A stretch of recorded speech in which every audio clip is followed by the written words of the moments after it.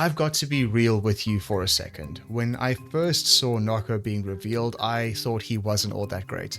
I thought his kit was lackluster, and the only saving grace was the absolutely dummy thick sprodlings that came with him.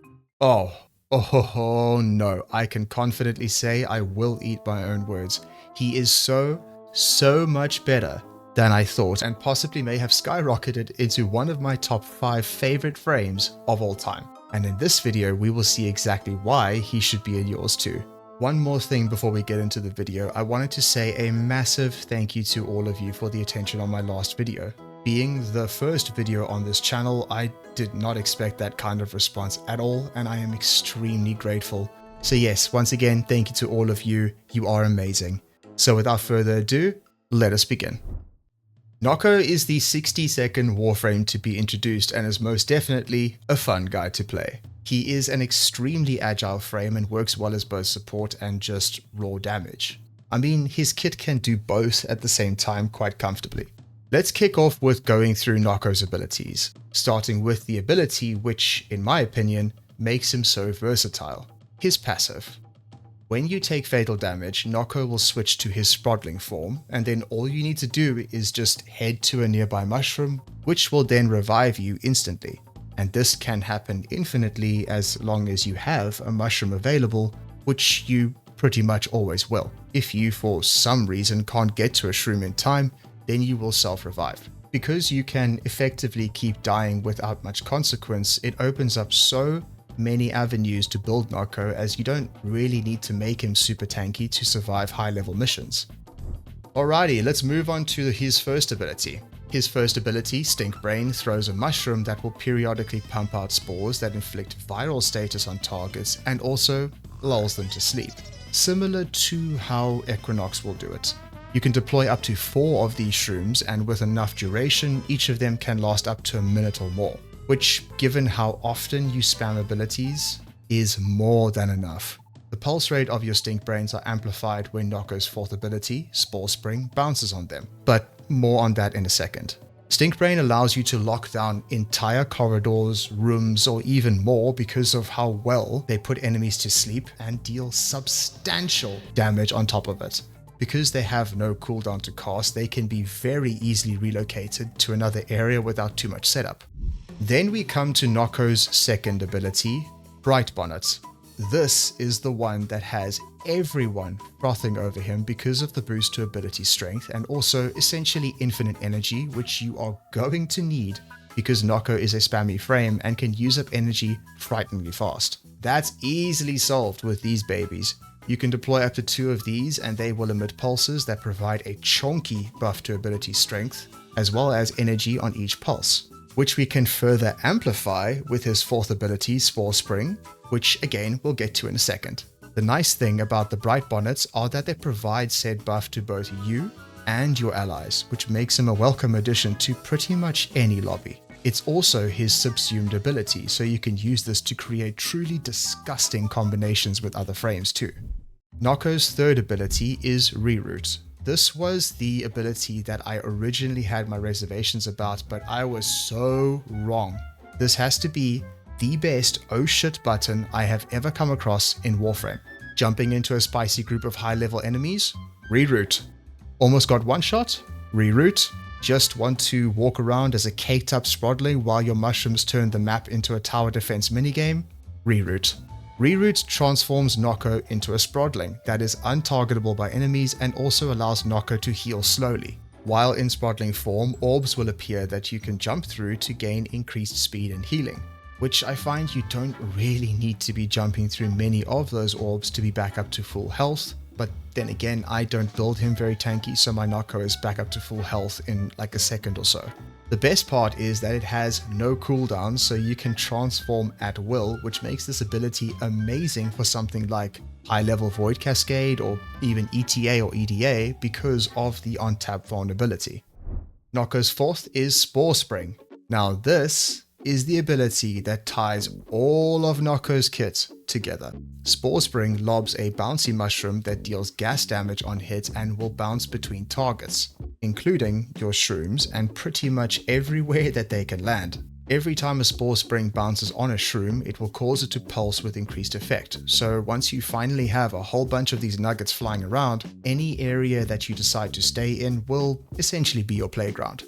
As the spore springs bounce, they gain 25% increased critical chance per bounce, up to 10 bounces, which allows these spicy little pepper balls to reach damage numbers previously unknown to the mortal plane. We can have up to 3 of them deployed at any given time, which sadly seems unaffected by modifiers to duration and such. Spore springs target their targets in a hierarchy, and they seem to prefer targeting shrooms first, then high value targets like Eximus units, and then finally the rest of the enemy types. But this doesn't really seem to matter, as they will just do their thing as you toss them out. If you build increased range on Nokko, it will cause the spore springs to bounce more erratically, which I guess could be nice for larger room tile sets, as they will be able to target enemies from further away. And it's this one ability that allows Nokko to hold his own as a support, while being able to deal disgusting amounts of damage to high health targets, all the while literally walking around their feet as a sprodling, and there is nothing that they can do about it. Alrighty, let's dive into how I built my Nokko. The issue that I have with Nokko isn't even a real issue at all. It's that his base kit feels really good to use as is. So much so that I find it difficult to find a subsume that I find pairs so well with him that I would prefer to use that over his sprodling form. Anyway, when I first built him, I wanted to squeeze as much extra ability strength out of his base kit as I could, but then later dropped a little bit of strength for some additional efficiency for a little bit more QOL, especially for missions like ETA when you get an energy reduction modifier. Nokko scales extremely well off of strength, as this directly affects your damage from your stink brains and spore springs, as well as the most important part, the buff from your bright bonnets. Range can work well for him too, as it helps your shrooms to cover a little more area, as well as how far your spore springs can actually work. Here's the build that I found to be super comfy. I'm leaning more into duration and strength here, with a little bit of range to cover some ground. On the topic of more range, you will notice that I put in Augur Reach. If you manage to fit in another Augur mod somewhere, you will be able to reliably generate shields, as Nokko is a spammy frame by nature, but as it stands, it's just in here for extra range, and you will have reroute as a panic button. In terms of arcanes, we have Molt Augmented for the usual increase to ability strength, and in the first variant of this build, I used Molt Efficiency for a slight increase to duration. Although, honestly, you don't need it. As with 200% duration, your shrooms will last around a minute, and you spam abilities so often with no cooldowns, I find it to be a wasted arcane.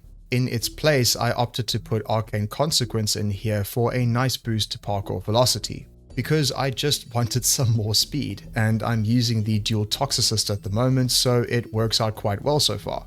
But you can put whatever you find feels good or whatever you have available, it's not going to drastically affect you. If you wanted to have some more range on your shrooms and also your spore springs, you could comfortably drop Narrow-Minded and put Overextended in its place. It will drop your damage and general buff output a little, but your ability strength buff will pick up the slack. If you do go this route, your range will increase significantly so you can cover more ground, which I guess is a good trade-off.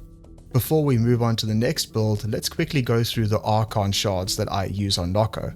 These are purely quality of life and are not necessary at all, so if you are newer to Warframe and don't have a decent stockpile of these, don't worry too much. I chose to put 2 Amber shards for increased cast speed, which feels really good on him considering he has no cooldowns, and then the rest were just Crimson shards for more ability strength.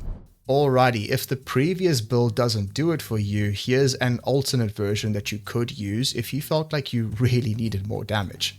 This version is built around using Evade from Site 9, which is subsumed over Reroute as your invisibility generator, and then Arcane Crepuscular will help stack on the final damage multiplier from Spore Spring.